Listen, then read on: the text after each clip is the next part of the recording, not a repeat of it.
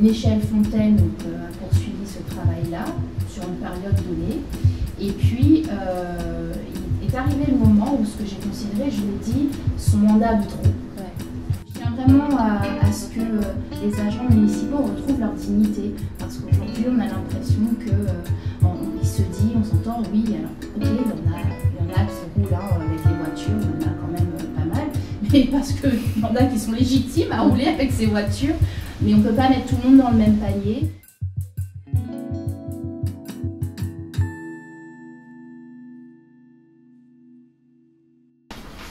Alors bonjour Ruth Dijoux. Bonjour. Nous sommes dans l'émission Candidates Candidats, une émission de Parallèle Sud qui s'adresse aux gens qui briguent le suffrage des électeurs, qui ont cette motivation-là d'aller vers les électeurs, c'est pour cela que vous êtes là. Et on se retrouve donc sur le balcon de Parallèle Sud, donc parfois on aura un petit peu de bruit quand une moto pétarade en bas. Je vais vous interviewer en compagnie de Sarah Cortier et je suis Franck Tellier. Très bien, enchantée, merci beaucoup. Bienvenue à vous. Merci. Alors, on peut commencer l'interview tout de suite avec la première question. Comment est-ce que vous vous êtes lancée en politique? Comment je me suis lancée en politique? Alors, c'est une très vieille histoire, même si beaucoup de personnes pensent que je suis jeune encore, très jeune. J'ai commencé en tant qu'étudiante donc à l'Université de La Réunion, j'étais étudiante en droit. Il y avait à l'époque, je crois que c'était aux alentours de 2006, fin 2006, début 2007, donc il y avait tout un sujet autour du prix de la restauration universitaire. Donc on avait des étudiants, des syndicats étudiants déjà en place pour manifester sur l'augmentation du prix. Et puis j'ai décidé avec une équipe, des collègues, des copains à l'époque, de créer notre propre association qui s'appelle Réunir, qui est toujours en activité d'ailleurs. Et donc on a décidé de créer cette association complètement apolitique pour défendre le droit des étudiants boursiers.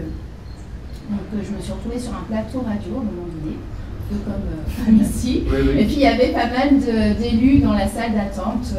Il y avait Nassima Dindar, puis d'autres élus, puis il y avait M. Jean-Claude Fruton. Donc on a eu un débat assez houleux entre étudiants et élus.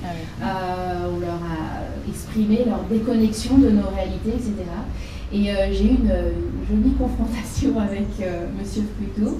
Et à la fin donc, du débat, il vient me voir, il me dit « Madame Dijoux, vous savez, j'entends briguer un nouveau mandat en 2008 et je suis très intéressée par votre profil, donc est-ce que ça vous dirait qu'on aille plus loin dans les échanges et que vous puissiez rejoindre mon équipe ?»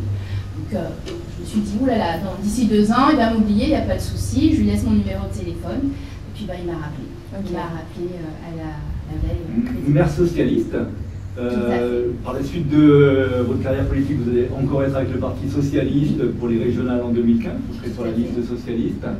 En 2020, vous êtes à Saint-Pierre, vous êtes Saint-Benoît, Saint-Pierre, parce que vous êtes Saint-Pierroise d'origine. Ma famille est d'origine du Sud. J'ai beaucoup de membres de ma famille à la Ravine des Cabris. Effectivement, mes parents revenant dans le Sud, etc. Donc j'ai souhaité revenir. Jean-Gaël Landa, lui, il est plus socialiste, il a peut-être été modem à un moment donné, donc là on est plus du côté centriste. Il était plutôt centriste en 2020. En tout cas, ce qui était très clair, c'est qu'il était contre la machine municipale à l'époque, donc contre Michel Fontaine et la machine. Et il avait rallié autour de lui beaucoup de personnes de gauche, des figures de gauche, alors d'anciens communistes, etc. Et il avait un petit peu cette ambition de rassembler le plus largement possible autour de la gauche et du centre. D'accord. Ouais. Voilà, on va parler de Saint-Pierre plus tard, mais c'est cette question-là sur le positionnement de gauche-droite. Vous vous situez où? Est-ce qu'on peut vous coller des étiquettes? C'est difficile de coller des étiquettes à Ruth Dijoux, effectivement. Évidemment, je suis de sensibilité de gauche. Ma première famille politique est socialiste. J'y ai passé plus de 15 ans. J'étais au Conseil fédéral, j'étais déléguée à la jeunesse au sein du PS. J'ai accompagné énormément de candidats, j'ai participé à énormément de campagnes. Et puis mon cœur de métier, dans mon cœur de métier au quotidien, j'ai cette dimension très sociale. Donc c'est une évidence. Ensuite, alors, je dirais que par contre, j'ai mis un petit tempérament à ce que je vais appeler l'extrême gauche. Parce qu'il faut, et on le constate, il faut pouvoir créer des richesses, accompagner les entreprises. Parce que si on n'a pas de richesse, on ne peut pas aider les autres. Donc c'est pour ça que j'ai fait après ce choix d'être un peu plus sur l'équilibre, ce qui correspond à ma personnalité, ce qui correspond au sujet de ma thèse. Voilà, rechercher l'équilibre un petit peu dans tout ce qui est droits fondamentaux, c'était le sujet de ma thèse. Donc c'est aussi rechercher l'équilibre dans la vie de tous les jours, pourquoi pas en vie politique. Est-ce que ça a encore un sens pour vous, la gauche et la droite ? Je pense que ça a plus de sens pour les élus eux-mêmes, ceux qui ont été élus en tant que étiquetés de gauche ou de droite. Moi, je pense que ça n'a plus de sens pour la population. Et d'ailleurs, c'est pour ça qu'on a beaucoup d'abstention, parce qu'il y a un taux d'abstention très élevé, parce que justement, ça ne parle plus gauche-droite. Vous avez utilisé extrême gauche. L'extrême gauche, c'est qui aujourd'hui? Parce que l'extrême droite, c'est défini par le Conseil d'État qui va dire que le Rassemblement national est un parti d'extrême droite. À l'extrême gauche, les gens de LFI notamment réfutent d'être de l'extrême gauche. Vous les considérez dans l'extrême gauche ou c'est autre chose? Alors, ils réfutent être dans l'extrême gauche. Néanmoins, quand on lit le projet, la ligne, les orientations, de manière assez objective, je pense qu'on peut quand même qualifier dans les propos, dans certaines visions, on peut retrouver le qualificatif d'extrême. Et je reviens sur une petite histoire qui c'était le Tang, qui est la sentinelle de l'extrême droite à La Réunion, oui, qui a quelque chose qui... Oui, on connaît le Tang, oui. Vous avez épinglé pour avoir participé à un voyage avec une dame, j'ai noté son nom, qui était proche d'Éric Zemmour, Maxette Pierre Baxtas, là c'est ça hein? Tout à fait. Donc, grosso modo, vous avez participé à un voyage à Bruxelles, à l'invitation de cette dame-là. Est-ce qu'aujourd'hui, vous estimez que c'était une erreur ou bien vous justifiez le fait d'y être allé? Non, parce que tant qu'on n'est pas élu, on reste citoyen. Donc moi, j'étais une citoyenne comme une autre, très engagée, parce qu'au-delà de la vie politique, mon premier engagement est associatif. Ma vie professionnelle est associative et je suis par ailleurs toujours engagée dans la vie associative.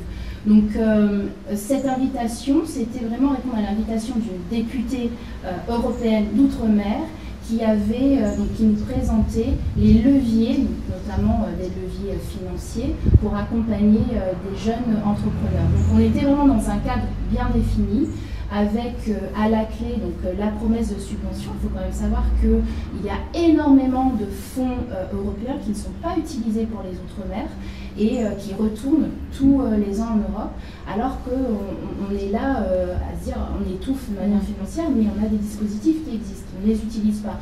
Donc c'est, on va dire, la citoyenne juriste qui cherchait des moyens, des leviers auprès d'une élue d'outre-mer. On n'en avait pas 36 000 à proposer d'ailleurs ces dispositifs-là.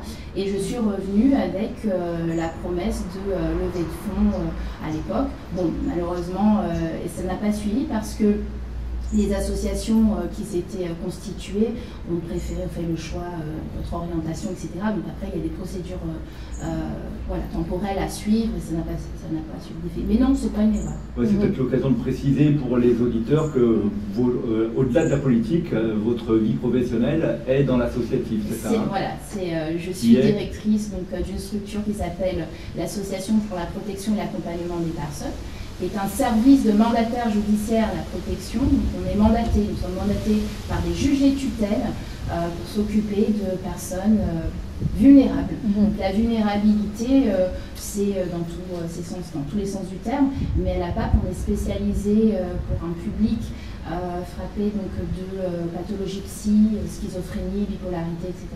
Donc on gère 800 personnes entre le sud et l'ouest. Donc, et c'est effectivement associatif. On parlait d'extrême droite tout à l'heure. Comment est-ce que vous expliquez que tous les candidats RN aient accédé au second tour durant les dernières législatives? C'est pas une surprise. Je pense qu'il ne faut pas confondre les votes d'adhésion et les votes de contestation. On est arrivé, la démocratie, notre démocratie est en souffrance.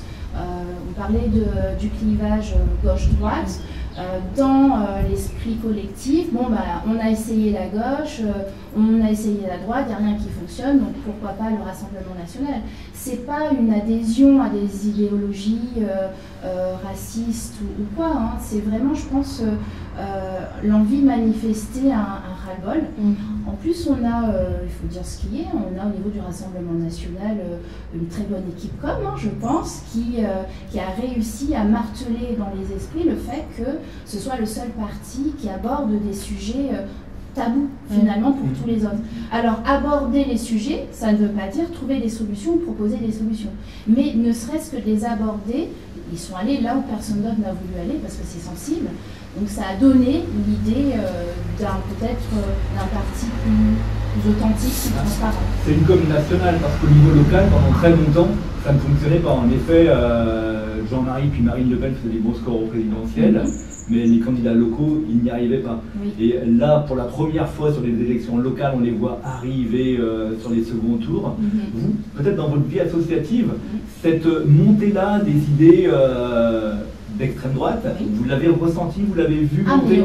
Complètement, dans la vie de tous les jours, nos publics sont, alors pourtant ce sont pour la plupart, pour beaucoup d'entre eux, des publics bénéficiaires de prestations sociales et quoi, donc on aurait tendance à penser qu'ils soient plutôt de gauche, et non, on a bien entendu, on entend tout le temps, nous ça va être le Rassemblement national, c'est sûr, et il y a une révolte derrière ça, alors oui, c'est le fruit du travail d'une communication nationale. Et puis c'est aussi, je pense, un aveu d'échec, en tout cas au niveau local, un aveu d'échec de nos élus, d'une partie de nos élus. Alors, pour être gauche compris, il y a un moment donné, il faut aussi savoir se remettre en question et se dire comment on a pu arriver à ce niveau-là. Vous l'expliquez politiquement, mais est-ce que ça vous inquiète sur le plan personnel?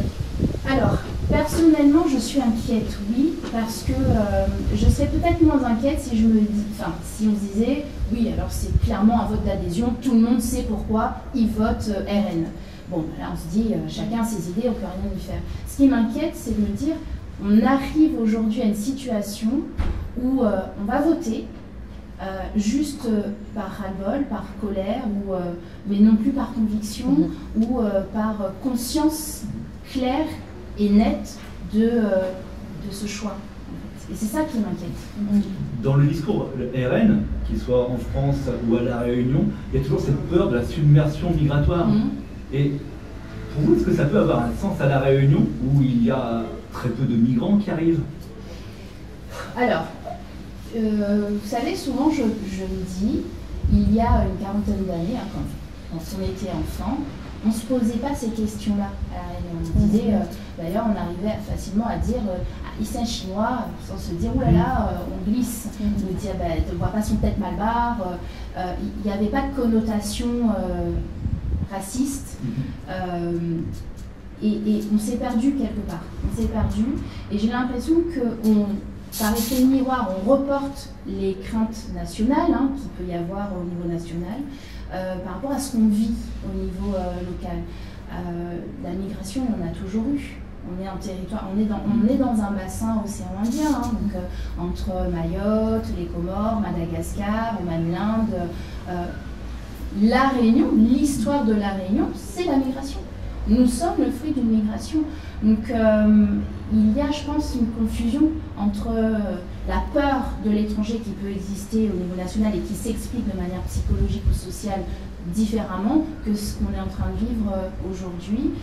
Je pense aussi qu'il y a beaucoup, alors les médias, quels qu'ils soient, sur les réseaux, on va lire énormément de choses. Moi j'entends parler du quartier Fayard par exemple, ou à Bras-Fusil. Bon, pour le coup, je connais bien, voilà, je le connais bien. La population n'a pas non plus changé à l'extrême, elle est plus ou moins toujours la même. Ce qui change peut-être, c'est la manière dont s'expriment les nouvelles générations de population immigrée. Ça, c'est peut-être différent. Qu'est-ce que ça peut avoir comme conséquence, la résurgence de ces réflexes racistes ? Je pense qu'on est un exemple. L'île de la Réunion est un exemple du vivre ensemble. Le risque, c'est qu'on perde cette exemplarité. On est quand même un tout petit bout de caillou voilà, sur toute cette grosse planète. Et ce qui fait notre force, justement, par rapport à tous les autres outre-mer même, parce que on parle des Outre-mer, mais la Réunion est un territoire d'Outre-mer parmi les autres territoires d'Outre-mer. Ce qui faisait notre force, aujourd'hui on est en train de le perdre, cette exemplarité. Et d'ailleurs, ce qui aurait pu faire de nous peut-être une terre d'expérimentation. Donc voilà, moi je pense que le risque c'est ce vivre ensemble, ce partage, ce brassage de cultures, cette facilité à brasser des cultures qu'on ne retrouve nulle part ailleurs dans le monde. Vous disiez vous-même qu'ils sont peut-être pas fachos, ils sont fâchés parce que ça va pas, quoi. Hein. Et qu'en effet, on a essayé la droite, on a essayé la gauche, allons essayer autre chose, même si certains disent que c'est le poison, quoi. Mais justement, ces gens qui ont vraiment du mal, dès le 10 du mois, à boucler ce qui va rester du mois, qu'est-ce que les partis traditionnels, dans lesquels on va peut-être pouvoir ranger le vôtre, peuvent proposer? Je pense qu'il y a un gros problème de communication. On le voit là en ce moment, donc tout le monde joue un peu sa carte. Les élus jouent leur carte, hein. Il y a des enjeux financiers derrière, je l'entends tous les jours, hein. On invite la population à manifester, mais demain, qui va payer la note à ces manifestations? Donc, forcément, c'est la population, hein. Les élus maintiennent leur mandat, ils ont leurs indemnités, donc forcément, il y a un moment donné, peut-être qu'il faudrait aussi que tout le monde fasse l'effort d'eux, et pourquoi pas dire, bon bah là, moi je refuse de percevoir toutes mes indemnités tant que le gouvernement ne bascule pas. Si tous les élus, par exemple, le faisaient, peut-être qu'il y aurait un signal envoyé à la population en disant, oui, on vous a élus parce que vous nous représentez. Aujourd'hui, il y a ce décalage entre, on choisit des élus, mais finalement, ils ne nous représentent plus. Donc, qu'est-ce qu'on pourrait proposer au-delà du clivage d'étiquettes? Eh ben, on pourrait peut-être proposer d'être les premiers à montrer l'exemple. Moi, je pense qu'il y a un geste peut-être fort qui pourrait être fait là, que tous les élus renoncent à leurs indemnités. Alors, je ne suis pas d'accord avec ce gouvernement, je ne suis pas d'accord avec cet État-là. Donc, je rends ces indemnités. Si je ne sers à rien, pour le moment, voilà. Donc, réconcilier en fait la population et les abstentionnistes, hein, parce que le gros problème aujourd'hui d'une démocratie en souffrance, c'est que plus personne ne vote. Moi j'entends tous les jours, hein. Ah, m'y vote plus, m'y croit plus, m'y vote plus. Sauf qu'au final, ceux qui votent, ce sont les militants des partis. Donc le système, il est fait en sorte de toujours se reproduire, se reconduire.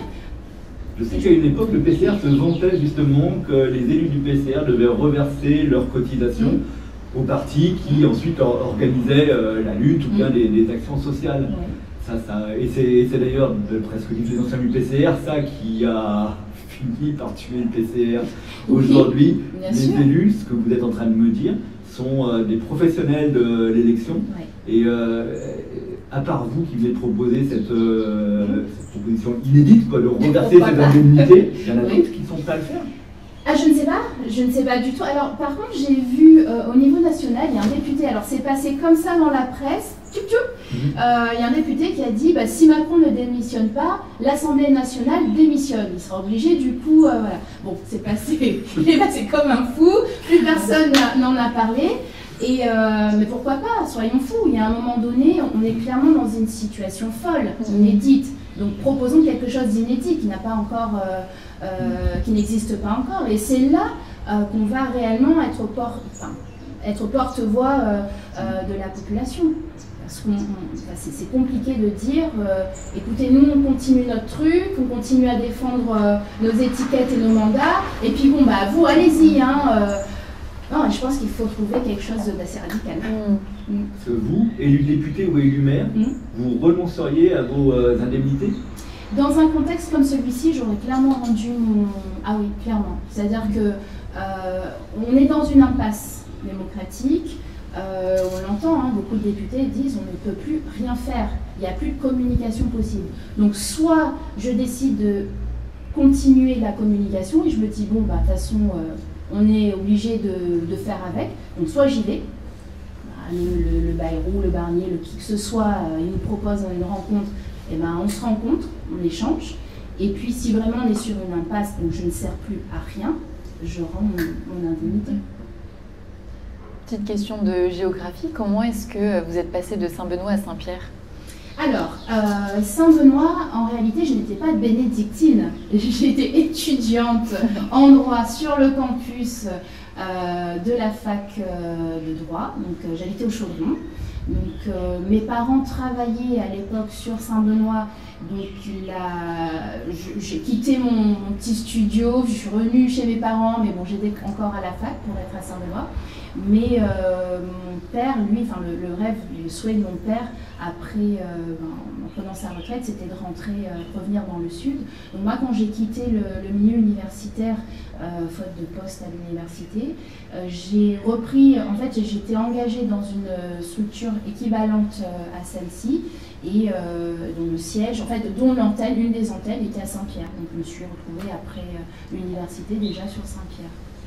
Je rebondis sur ce que vous venez de me dire, vous n'aviez pas de poste à l'université de La Réunion. Oui.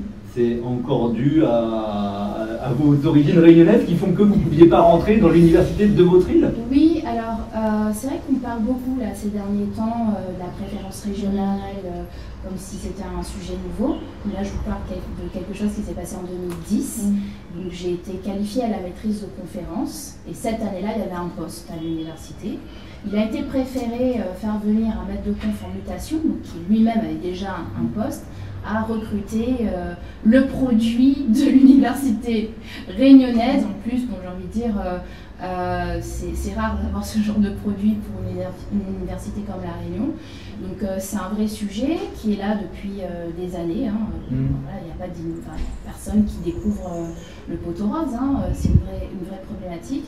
C'est d'autant une vraie problématique que, en tout cas dans le domaine universitaire, les autres universités françaises ont tendance à préférer leurs produits. Ça peut être un peu... voilà. Donc il n'y a qu'à La Réunion où c'est encore très difficile, et ça l'a été déjà depuis, en tout cas depuis ma qualification, c'est difficile pour une université réunionnaise de recruter ses enfants. Et ça, si ça ne bouge pas, c'est une question de statut finalement, parce que La Réunion reste dans la France, donc il faudrait que ça évolue vers plus d'autonomie. C'est des questions hyper sensibles. Vous êtes prêt à rentrer dedans? J'y suis rentrée très vite, puisque j'y ai toujours été d'ailleurs.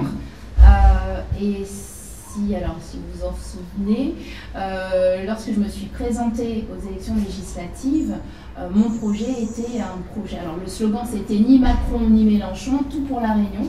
Donc en tant que docteur en droit, j'ai pu écrire pas mal d'amendements possibles, qu'on soit dans une majorité ou pas d'ailleurs. Je me suis dit, à 1h du matin à l'Assemblée nationale, il n'y a pas grand monde, donc c'est des amendements qu'on peut faire passer sans problème, d'autant que ça ne générait pas de dépenses. Hein. De toute façon, une proposition ne génère pas de dépenses. Et donc c'était de démontrer qu'il y a un moment donné, sans changer de statut, on ne va pas aller... Alors, oui, c'est l'amendement d'Irapolé qu'il faut changer. Ouais, mais à chaque fois, on en est là et on ramène ça, et les politiques ramènent en fait des questions pratiques sur un niveau théorique de politique politicienne, à embrouiller les esprits, alors que juridiquement, il y a des petites choses qu'on peut faire sans amender, sans retirer cet amendement Irapolé. Et les techniciens du droit le savent. Alors, est-ce qu'on joue le jeu de la politique politicienne pour crier à l'indépendance?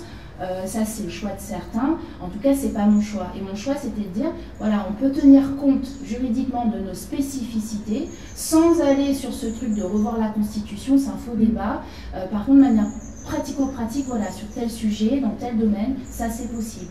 Et on l'a vu, par exemple, Audrey Bélim a réussi à le faire pour le plafonnement des loyers. Bon, la Constitution n'a pas changé, on est terre d'expérimentation, et en droit, il y a énormément de choses qu'on peut faire comme ça. Donc oui, il y a un vrai sujet à...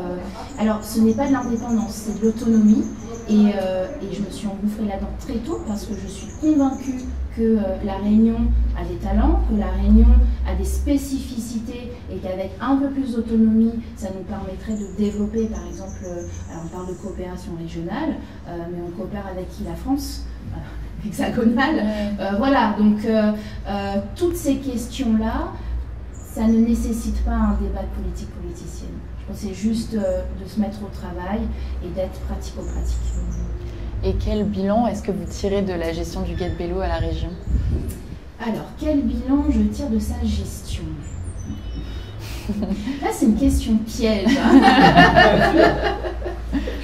Je n'ai pas encore vu son bilan, puisque son mandat n'est pas terminé. Elle a sorti à 350 000 exemplaires. Alors, moi, j'ai vu des photos. Mi-mandat. Le mi-mandat. J'ai vu des photos. D'ailleurs, vous en avez pensé quoi de cette photo où elle...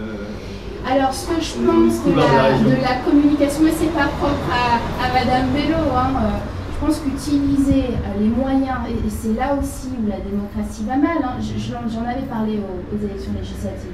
Je disais, écoutez, on plafonne les frais de campagne à 100 000 €, mais forcément, on ne joue pas dans la même cour. D'entrée de jeu, on parle des élus avec des machines. Ah oui, il y a des machines, la com, etc. Et là, très clairement, de se mettre sa photo sur tous les bus. À 2 ans des élections, lorsqu'on porte en plus, là, sur les municipales des candidats, c'est pas très honnête. Et donc pour Yann Bello, c'est un peu prématuré pour faire son bilan, vous me dites, mais pour Cyril Melchior au département. Alors pour le coup, pour Cyril Melchior, j'ai en plus ce recul qui n'est clairement pas politique, de votre qui est association, clairement oui. professionnel, et le département, c'est notre premier partenaire. Alors heureusement que ce n'est pas notre premier financeur, je pense que je ne serai plus là peut-être, mais c'est notre premier partenaire. Et je peux très clairement dire qu'il y a eu un avant et après Nassiva Dindar. Pourtant, c'est le même parti. Hein. Donc, on ne parle pas politique, là. On parle pratique. On a de vraies difficultés à travailler avec le département. Département, chef de file de l'action sociale, c'est un terme très théorique, mais en pratique, c'est une souffrance. C'est une souffrance. On est, alors pour le coup, on est plusieurs associations à le dire, à remonter des difficultés. Je pense qu'il y a clairement un manque de savoir. Voilà. Ils ne savent pas ce que c'est que l'accompagnement social. C'est dur comme critique parce qu'ils font ça depuis des décennies. C'est très très dur, je le sais, c'est pour ça que je disais heureusement que je ne suis pas subventionnée. Oui, oui. Voilà. Mais c'est dur, mais c'est une réalité de professionnel. Voilà. Ça aurait été, Monsieur Melchior aurait été de gauche, j'aurais eu le même discours. Voilà. Et qu'est-ce qui vous fait dire ça concrètement? Ce qui nous fait dire ça, c'est qu'en pratique on galère. En pratique on galère, c'est notre premier partenaire. On va dire les relations, la coordination, les opérateurs de terrain, mais tous les jours, on n'arrive pas à joindre le département, on n'a pas de schéma départemental de l'action sociale. Je crois que le dernier schéma il date de 2010. Le département n'est jamais présent autour de la table quand on devait travailler au schéma régional de la protection tutélaire. On a des difficultés, systématiquement, on appelle, on cherche. En fait, il n'y a pas de volonté. Alors, ça veut dire qu'il y a des jeunes publics qui sont en absence de solution parce que le département ne fait pas son travail? Alors, est-ce qu'il ne fait pas son travail? Bon, je ne suis pas la DRH du département, mais je pense que je ne sais pas s'il s'agit d'une problématique d'orientation politique. Peut-être qu'il ne sait pas, hein. Je fais un appel à M. Melchior, échangeons, je vais vous expliquer ce qui ne va pas à la maison. Mais en tout cas, vous savez, on a un public, on a observé ça depuis 5 ans, on a un public qui est de plus en plus jeune. On a de plus en plus de jeunes adultes qui font des sorties d'ASE et qui arrivent chez nous. Sorties d'ASE, aide sociale à l'enfance. Et on se rend compte qu'à 18 ans, dès qu'ils ont 18 ans, ouf, on va les placer sous mesure de protection parce qu'on ne sait plus quoi en faire. Ça date d'il y a 5 ans. Donc on a des indicateurs comme ça, très clairs, c'est très factuel, il n'y a rien de politique, je vous rassure les élus en place, mais il y a un moment donné, il faut vraiment se pencher sur la question. Donc si il y a quelque chose à faire, forcément c'est de mettre tous les opérateurs de terrain autour d'une table et de dire, bon, écoutez, voilà, ça va pas, ça va pas. Il y a un problème de la part de beaucoup d'élus, c'est qu'ils ont du mal à écouter. De toute façon, on voit, hein, personne n'écoute personne, c'est réglé. Alors que les experts, ce sont ceux qui sont sur le terrain. Et on n'a pas que des critiques, on a énormément de propositions et de solutions. Donc l'idée, quand on revendique, quand on fait remonter des choses qui ne vont pas, c'est parce que forcément derrière, on le sait et on pourrait aider, dire bah là ça pourrait aller mieux, vous voyez. Donc le bilan pour moi, en tout cas au niveau du département, il est très mitigé. Vous êtes l'une des candidates les plus précoces à vous être présentée. Pourquoi un tel empressement?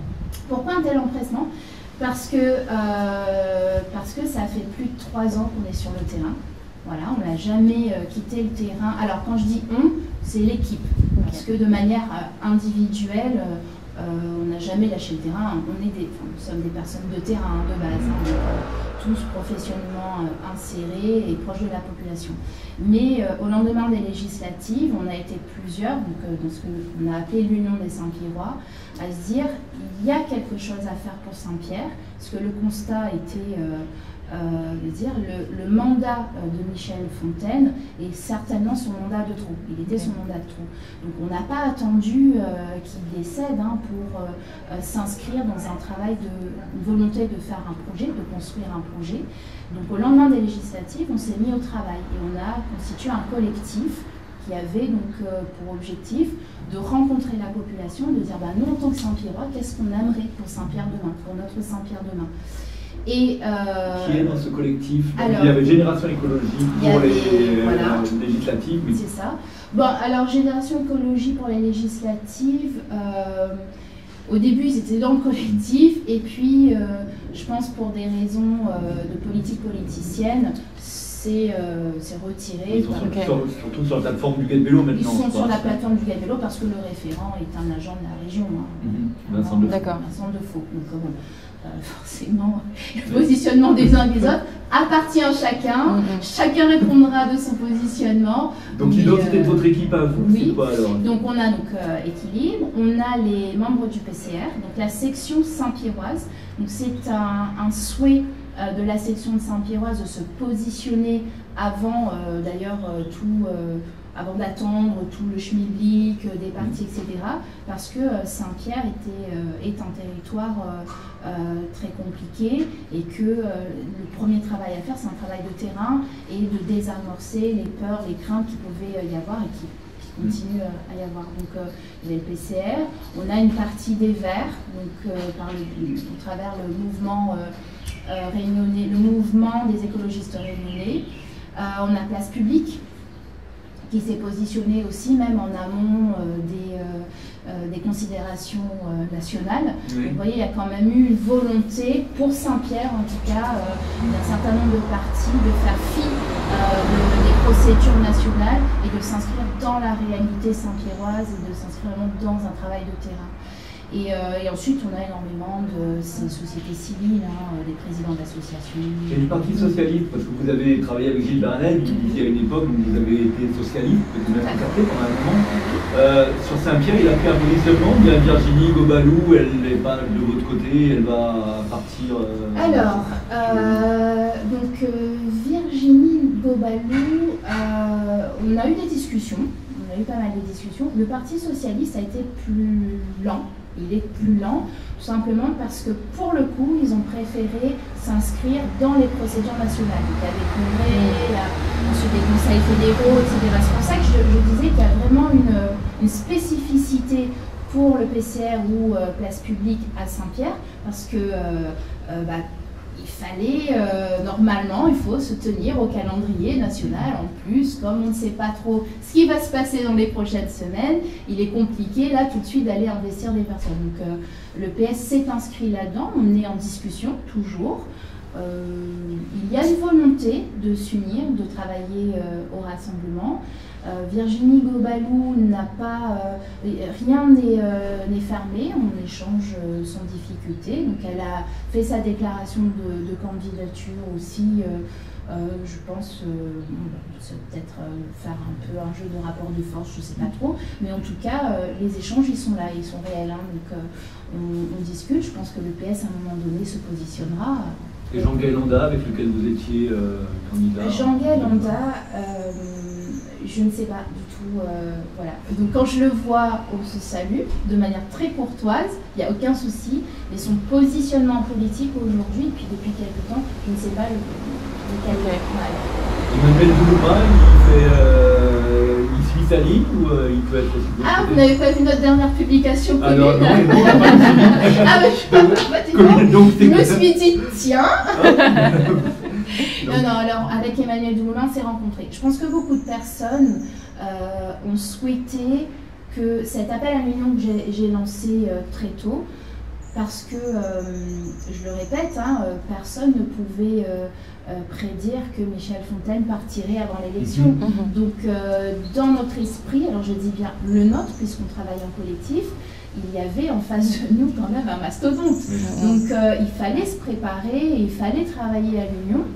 Et c'est vrai que je pense que beaucoup ont travaillé à ce que cette union ne se fasse pas, en tout cas à ce que les discussions n'aient pas lieu.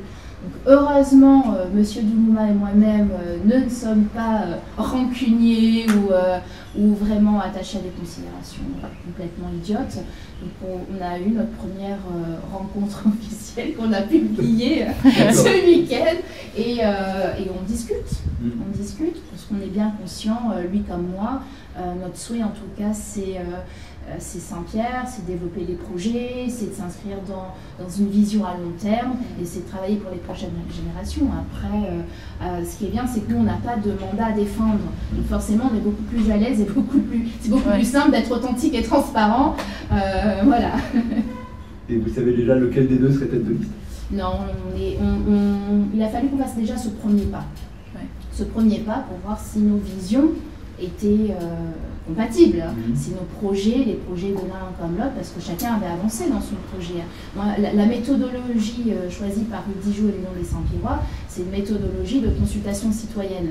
Donc c'est un gros travail, ça veut dire qu'on laisse vraiment une part belle à la population, aux remontées de terrain, et je ne savais pas si c'était aussi la même méthode. Donc voilà, il a fallu déjà qu'on apprenne à savoir qui était qui, au-delà des a priori. Voilà, donc on en est là pour le moment. En tout cas, c'est très positif et on a vraiment envie de trouver un moyen de travailler ensemble. Est-ce que Équilibre, c'est un mouvement qui est municipal ou régional? Alors, c'est un mouvement évidemment qui commence toujours au niveau municipal, il a commencé là. Il a vocation à être régional, j'en ai parlé lors de sa création. On est en contact avec pas mal de personnes dans différentes communes à vouloir qui m'ont contacté en disant voilà, le projet m'intéresse. Donc on est un petit peu sur des échanges. J'ai mis entre parenthèses les échanges plus larges parce que je me concentre vraiment sur Saint-Pierre, la tâche n'est pas aisée. Mais le but, effectivement, c'est qu'il puisse s'étendre plus largement et qu'il y ait des représentants d'équilibre un peu partout. D'accord. Quel bilan vous tirez de l'équipe municipale qui est majoritaire à Saint-Pierre depuis 2001 maintenant et même réélue à chaque fois facilement voire au premier tour? Oui. Alors, Monsieur Lorion l'a dit lui-même, Michel Fontaine a poursuivi l'œuvre d'Élie Waro.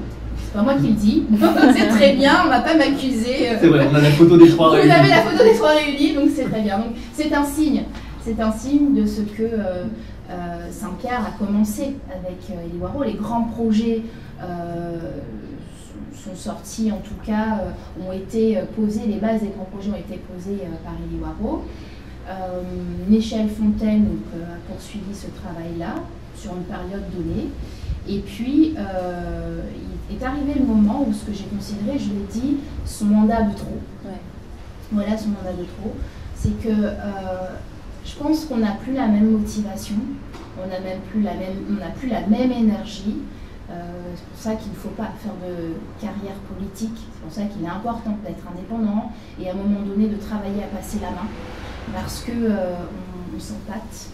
Et qu'on n'a plus envie, qu'on n'a plus l'énergie, et bien toutes les personnes autour de nous qui ont un peu les dents longues, on va dire, et ben, vont profiter de l'occasion pour essayer de tirer la couverture à soi et faire des choses un petit peu, on va dire, qui ne sont pas très clean, ou voilà, pas dans le sens de la population. Vous pensez à qui là exactement? Plein de personnes, j'ai pas de tête, de nom en tête, mais je me dis voilà, d'un regard vraiment lointain, j'ai jamais été dans le cercle de Michel Fontaine. Alors j'entends, hein, je sais, il y en a qui disent oui, alors qu'ils disent ah, elle est financée par la majorité.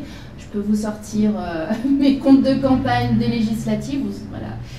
Non, il y a eu beaucoup de respect, et j'ai beaucoup de respect de manière générale pour l'être humain, pour l'homme. Donc je dissocie le représentant politique de l'être humain. Mais au niveau idée politique, je pense qu'on n'était pas du tout, on n'était plus sur la même, je pense, longueur d'onde, la population et Michel Fontaine, parce que justement, il avait un peu abandonné, il s'était essoufflé. Hein. Moi, je l'avais dit après les législatives, Saint-Pierre s'essouffle. Voilà, Saint-Pierre s'essouffle. L'idée, c'était vraiment de se dire qu'est-ce qu'on veut pour Saint-Pierre demain. Et là, aujourd'hui, alors je comprends hein, le positionnement de David Lorion, c'est de se dire, bon, on surfe un petit peu sur les deux vagues, alors tantôt... Vous, David Lorion, il est dans la continuité de Michel Fontaine, ou il y a une grande différence entre les deux? Je pense que même pour lui, c'est compliqué. Ouais. Je pense que même pour lui, c'est compliqué, parce que même s'il voulait complètement être dans quelque chose de dynamique, de changer énormément de choses, parce que ce qui manquait à l'équipe, ou on va dire à Michel Fontaine et son ensemble, ce qui leur manquait, c'était vraiment le respect du cadre juridique. Alors, c'est pas qu'ils étaient hors la loi, c'est qu'on avait des habitudes. Ah, longtemps on fait ça. Voilà. Donc, on fait fi du cadre. Le cadre juridique, il a évolué. Et c'est vrai que... à des domaines en particulier, à des opérations en particulier. Alors, juste la cantine. Le sujet de la cantine. D'ailleurs, vous avez relevé la plupart de mes communiqués de presse.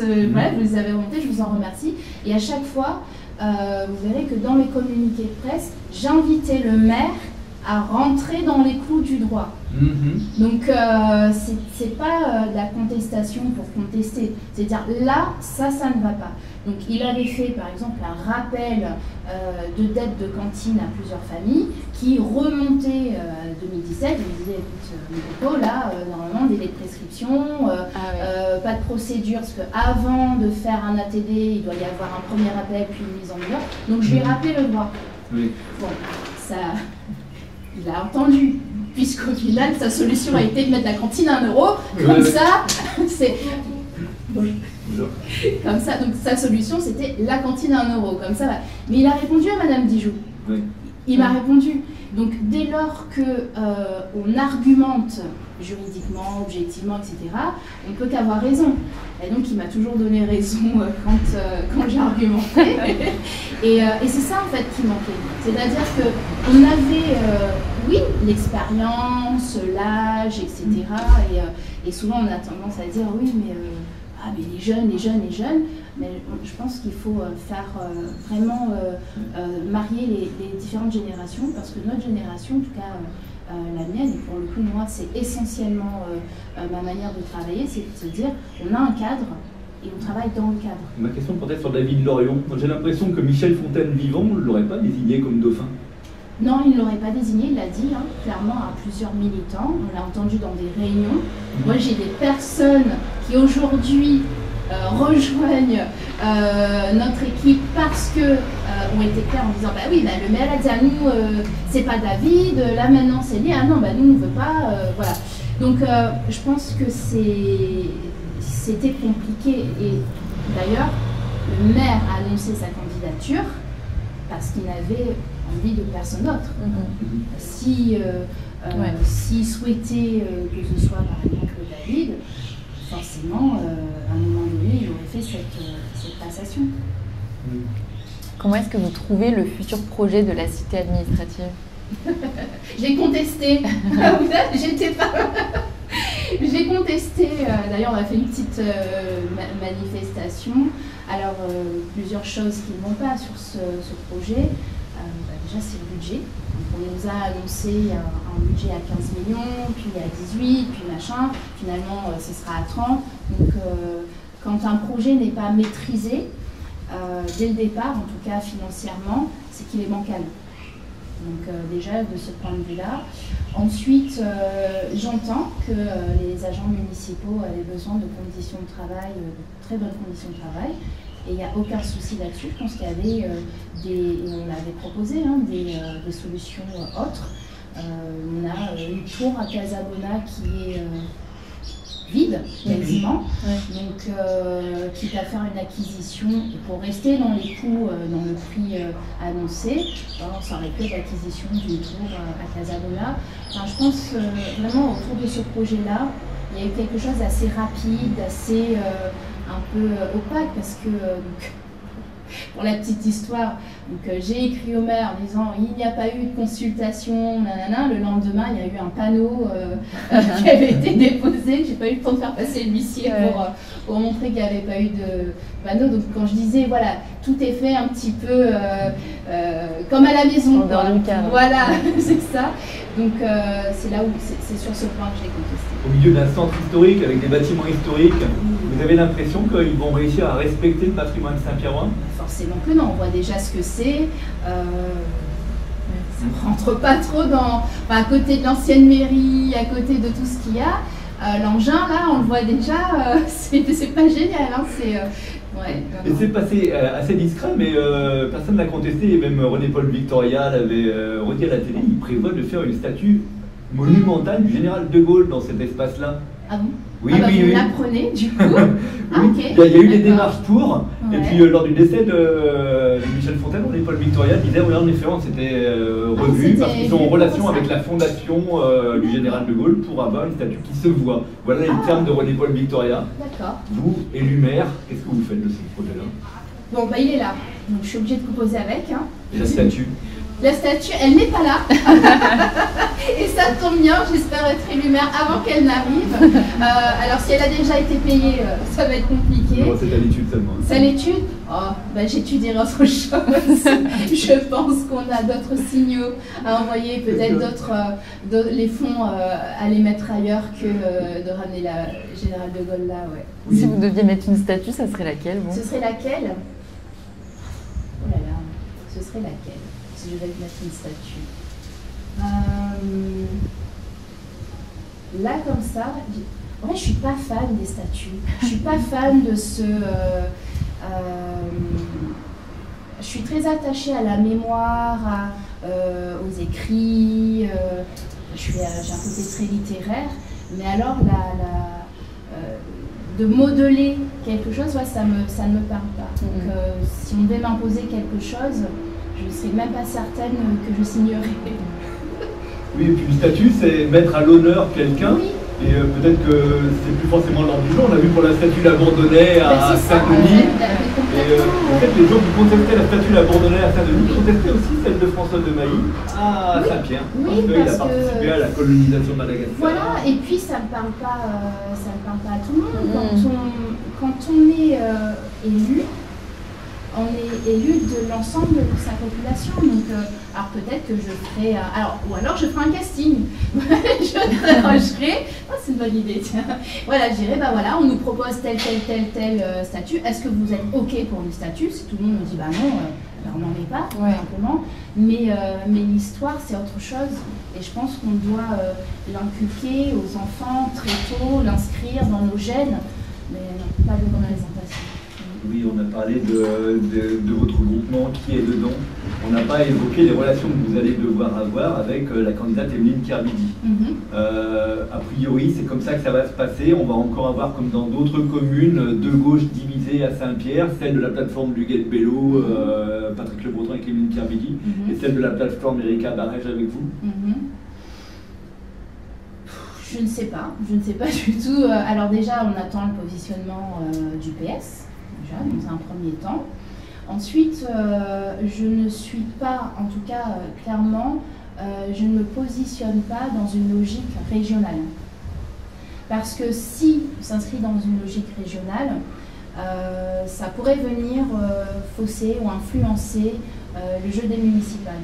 Et pour moi, le jeu des municipales, c'est un projet des électeurs. Donc, est-ce que vous êtes OK avec le projet que l'Union des Saint-Pierrois porte? Maintenant, je ne suis même pas certaine, vous savez, aujourd'hui on parle de 2 blocs, peut-être qu'en 2028 il y aura qu'un seul bloc aussi. Et c'est pour ça que je prends beaucoup de mesures. je reste... En 2028, vous parlez de la région. Oui, de la région, ouais. Oui, forcément, parce que quand vous savez, hein, en politique, j'ai vu des ennemis jurés s'allier. Donc pourquoi pas des alliés, des censés alliés se rallier. Donc c'est pour ça que je me tiens vraiment à distance d'une élection lointaine. Je m'inscris sur l'élection là à venir et sur le projet avant tout. Je parlais de la consultation citoyenne. Alors oui, c'est une machine à gaz, il n'y a pas de souci, mais on a aujourd'hui une députée qui dit avoir été conviée par les Saint-Pierrois à être candidate parce qu'elle a eu 18 000 voix aux dernières législatives. Alors il n'y avait pas d'autres candidats de gauche, elle avait des alliés, il y avait un contexte national particulier, il y avait le souhait d'un blocage du Rassemblement national, mais sur Saint-Pierre, à la dissolution, c'est pas la gauche qui était devant si on additionnait les voix dissidentes. On peut faire dire aux chiffres ce qu'on veut. Et puis c'était 47 000 Saint-Pierrois qui n'ont pas voté non plus pour elle, puisqu'on est 69, enfin on est 66 et quelques, on sera à peu près 69 000 électeurs. Donc on peut faire dire aux chiffres ce qu'on veut. Il faut être très mesuré dans ces rapports. En tout cas, aujourd'hui, cette candidature, pour le coup, vous l'avez dit, j'étais précoce, j'étais la première. Hein, voilà, donc c'est une candidature qui vient diviser, forcément. Ce n'est pas moi. Hein, donc, aux législatives, vous aviez pris position, vous aviez participé un peu à la campagne d'Emeline Kerbini? Non, du tout, non, en fait, aux législatives, donc, comme j'avais mon slogan, en fait, j'essaie vraiment d'être le plus aligné possible. C'est pas évident hein, dans les logiques de politique politicienne, mais c'est pas évident dans la vie non plus de tous les jours. Hein, donc, mon slogan, c'était ni Macron ni Mélenchon. Donc forcément, les personnes que je rencontrais sur le terrain me disaient « Oui, mais s'ils nous votent pour, après, deuxième tour, il faut laisser à nous, on fait ça que nous veut. » Donc moi, j'ai écouté mes électeurs. Les électeurs, c'était « Donne pas nous consigne de vote parce que le patron nous connaît quoi il faut faire. » Donc j'ai envie de dire, mais en tant qu'élu ou en tant que potentiel élu, notre première responsabilité, c'est d'écouter ce que veut la population. Donc, se faire donneur de leçons, inviter à faire barrage. Vous voyez, la polémique qui se fait aujourd'hui, tout le monde est en train de publier partout. Bah, regardez, ceux qui disent Macron démission, sont ceux qui ont appelé à voter pour Macron. Donc, c'est compliqué. On peut toujours justifier, oui, le contexte n'était pas le même, etc. Il n'y a pas de souci. Mais bon. Pour ma part, je n'ai pas donné de consigne de vote et j'ai clairement dit les électeurs sont responsables. Donc il n'y a pas de souci. Je sais qu'il y avait beaucoup de personnes, d'électeurs de gauche, parmi ceux qui avaient voté pour moi au premier tour à l'époque, qui ont voté pour Madame Kerbini. Il n'y a aucun problème. Si vous êtes élu maire, ça serait quoi vos 3 chantiers prioritaires?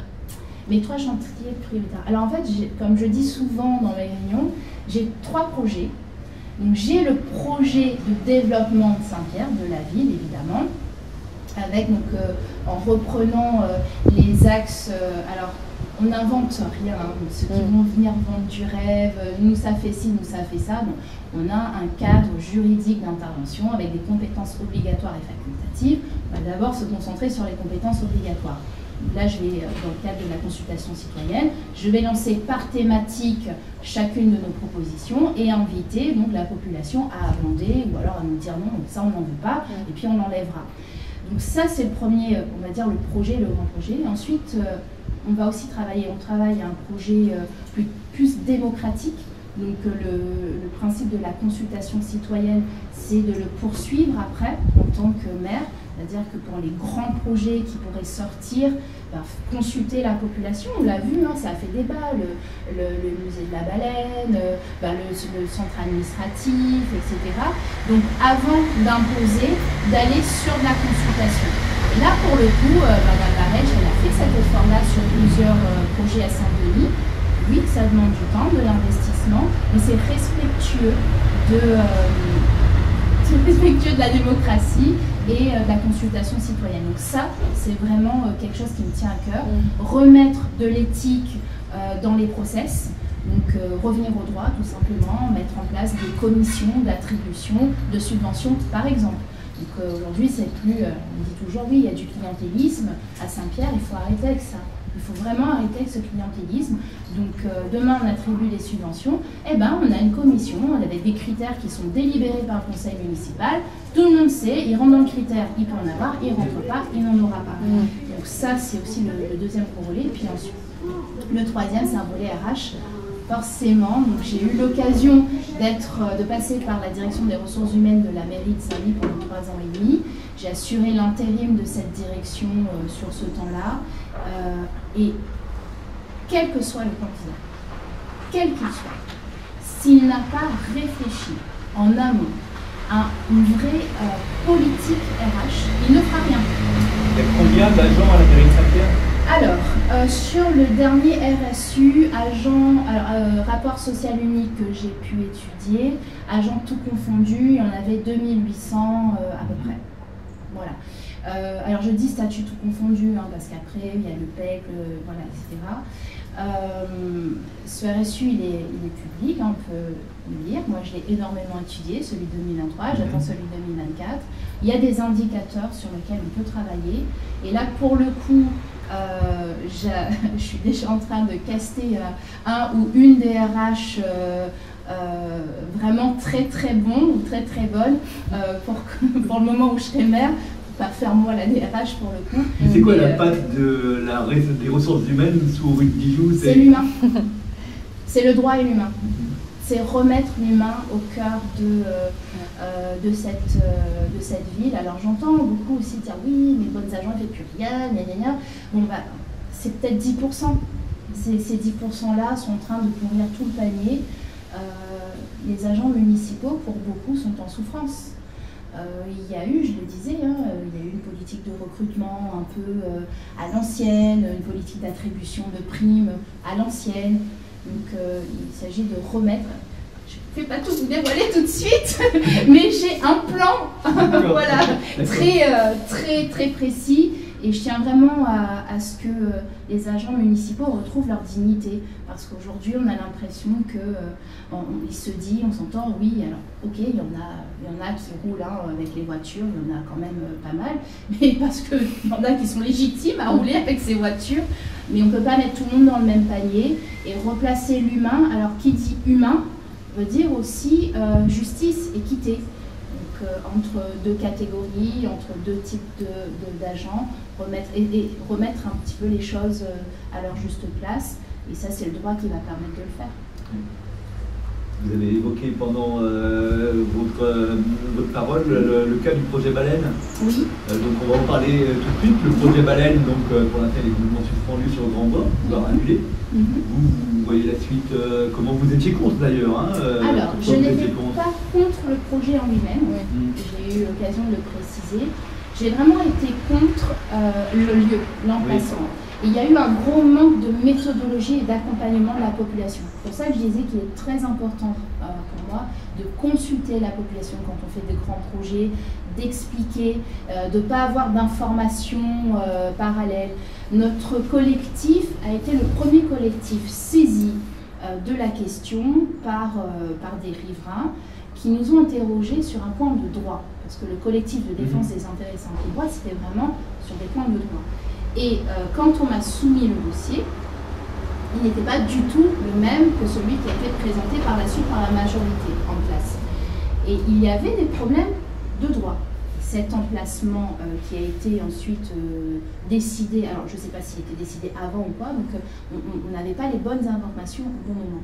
Donc j'ai invité le maire à plusieurs reprises à entendre la population. On a fait des propositions d'autres lieux et j'ai été moi-même en lien avec Jean-Marc de Globis qui disait mais il n'est lui ni maître du temps ni maître des lieux. Donc c'est vraiment la ville qui devait déterminer tout ça. Et quel autre lieu alors pourrait alors pour le coup, je pense qu'il va peut-être pas le dévoiler clairement, mais je sais qu'ils sont en train de rechercher des emplacements privés, parce que là où ça pose problème aussi, ça relève du domaine public. Comment justifier, quel était l'impact financier, est-ce qu'il y avait un retour, etc. Donc je sais qu'ils sont en train de rechercher un lieu privé, et je pense que c'est le mieux d'ailleurs pour éviter toute polémique. Le domaine public, l'utilisation du domaine public doit quand même répondre à des exigences et des critères bien précis. Donc je n'ai pas d'informations, vraiment d'autres informations sur les négociations de Globis avec des privés, mais je sais qu'il n'est pas complètement abandonné ce projet. J'ai une dernière question. Vous parliez de beaucoup de consultations citoyennes.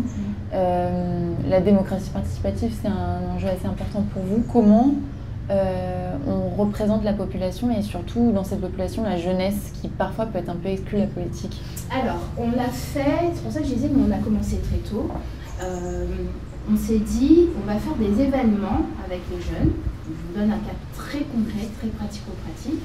On y a pensé, on s'est dit, il faut toucher les jeunes. Donc j'avais fait une radio, j'avais vu qu'il y avait des jeunes en fait qui étaient super intéressés mais qui ne croyaient plus, etc.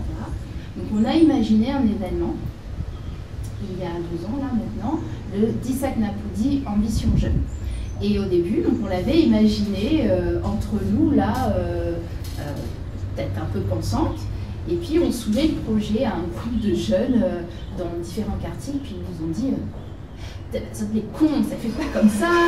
Et on s'est dit, bah tiens, on va le faire avec vous, donnez-nous vos idées. Et le projet initial n'était plus du tout le projet c'était un projet énorme.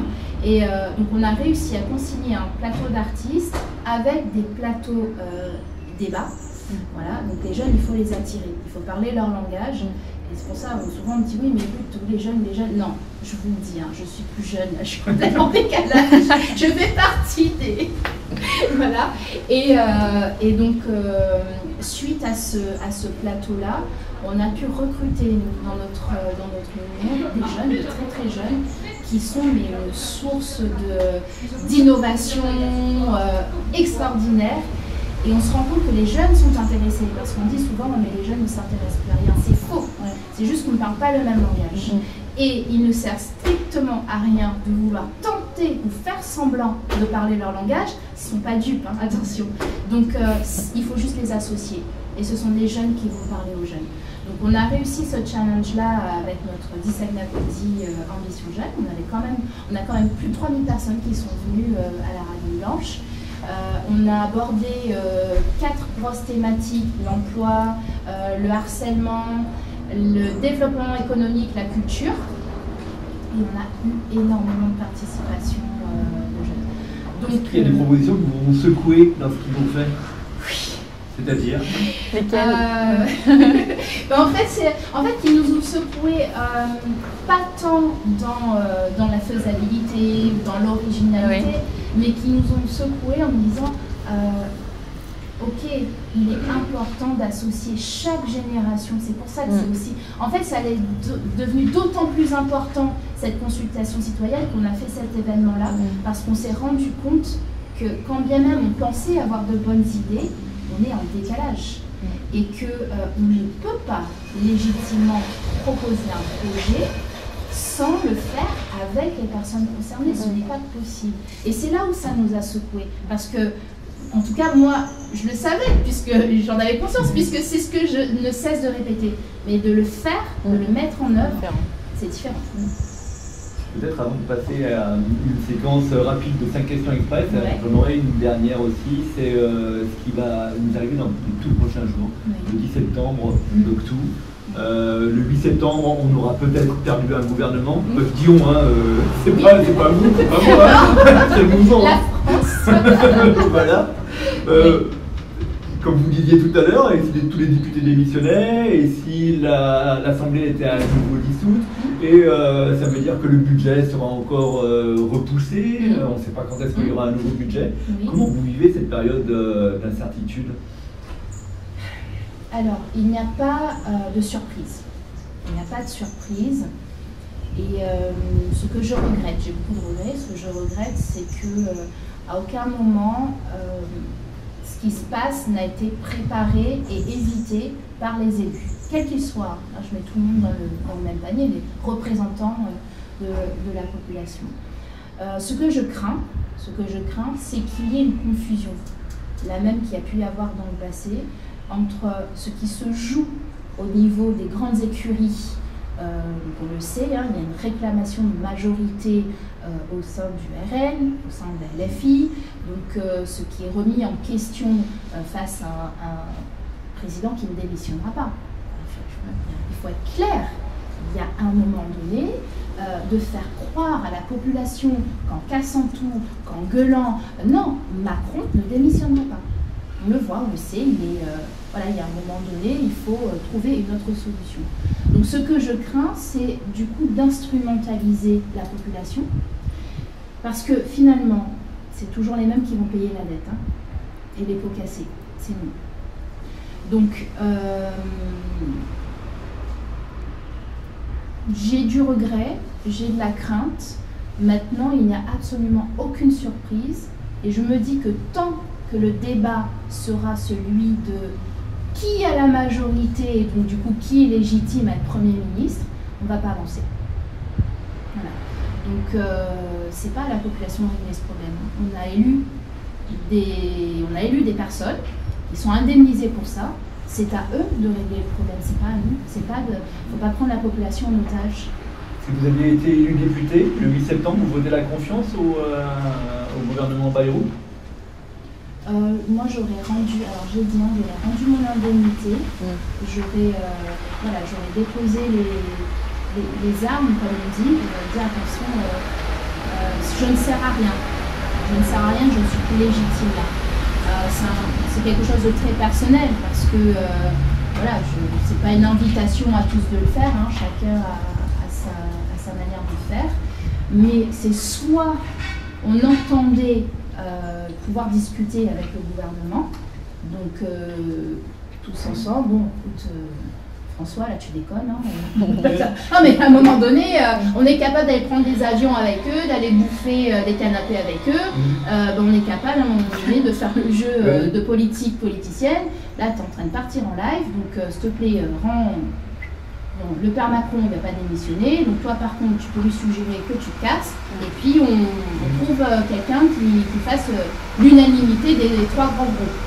Soit on y arrive. Si j'entends le déblocage, vous le voyez plutôt dans une dissolution de l'Assemblée nationale, enfin on repart aux élections. Vous êtes prête à vous représenter comme en 2022 aux législatives? Je ne sais pas. Je me dis, tout va dépendre. Et c'est là, en fait, où on travaille d'ailleurs avec l'équipe là-dessus, à inviter les abstentionnistes à voter. Parce que l'histoire peut se répéter indéfiniment. Si les abstentionnistes ne votent pas, ce sont toujours les militants des écuries qui vont voter. Donc l'histoire va se répéter sans fin. Et je comprends les abstentionnistes. Je comprends le truc de oui, mais ça sert à quoi?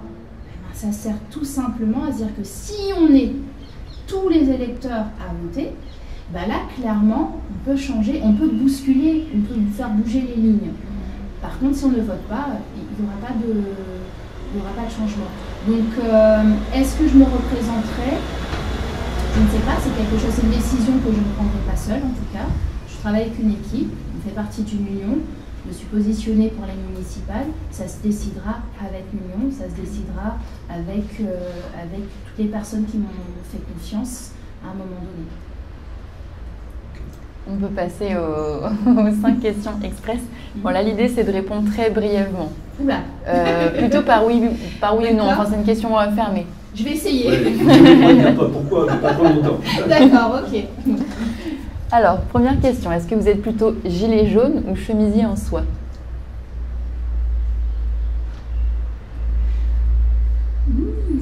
Gilet jaune. Au second tour de la présidentielle, on se retrouve avec Mélenchon face à Marine Le Pen. Pour qui vous votez? Mélenchon ou Le Pen? Oui. Elle est fille Rassemblement National, si vous préférez. Extrême. J'ai le droit de pas répondre à ça, c'est de dire c'est l'urne, je suis dans mon Vous avez le isoloir. droit de voter blanc. Eh ben, je vote blanc. Accepteriez-vous sur votre liste des candidats ayant été condamnés? Jamais. Dans le cas où vous auriez une fille, est-ce que vous lui recommanderiez de rentrer en politique, sachant que c'est un milieu machiste encore? Alors j'ai une fille qui me voit faire tous les jours et qui, elle, me dit, je ferai jamais ce que tu fais. Elle vous dit pourquoi? Bon, je sors un peu des... Oui, elle me dit pourquoi. Oui, elle me dit pourquoi. Elle me dit, ah, tu sais, j'ai pas ton courage, c'est compliqué, les gens ils sont méchants. Comment tu fais pour pas c'est normal, hein, à cet âge-là, on est très affecté par ce qu'on peut dire de soi. Donc je lui dis, mais quand tu seras plus grande, tu auras certainement cette force. Vous avez 1 heure et 10 € pour manger à Saint-Pierre. Est-ce que vous choisissez de prendre une barquette de curry ou un McDo? Ah, le curry. Ah oui. Très bien. Bah, merci beaucoup pour cette interview. Merci à vous. Merci beaucoup. Merci.